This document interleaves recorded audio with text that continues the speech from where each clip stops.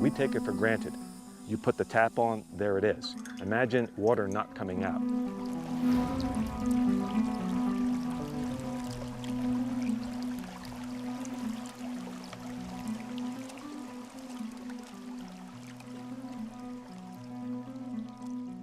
You put a mine in the middle of one of the most beautiful of the Sky Islands, the Patagonia Mountains, who's going to want to go there? No one goes to Clifton and Morenci in east central Arizona for the beauty of it.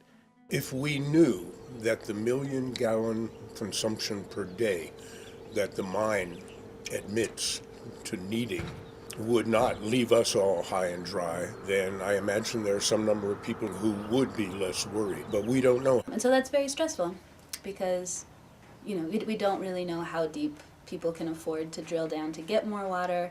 We have things like oak trees that depend on groundwater. The water table sinks to a certain point. They are all just going to die. People come from all over the world to see this biodiversity. So if a lot of those larger trees die off, that'd be awful. And it'd be really hard to get that back to the area. If we run out of water here in the Patagonia area and on my ranch, I'll be out of business. We've had these wells and the usage of this area for 90 years.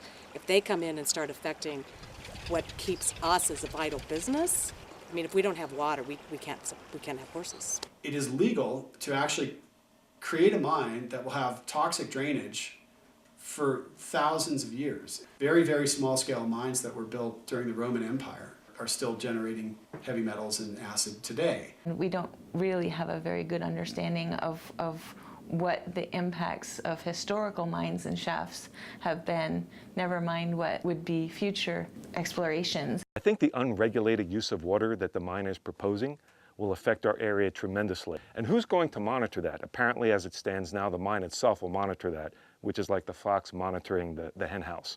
I was at the Arizona mining presentation. I just felt extremely disrespected by the way Arizona mining spoke to the audience.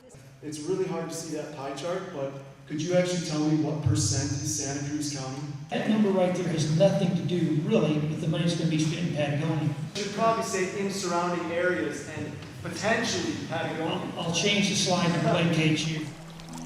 Water is life.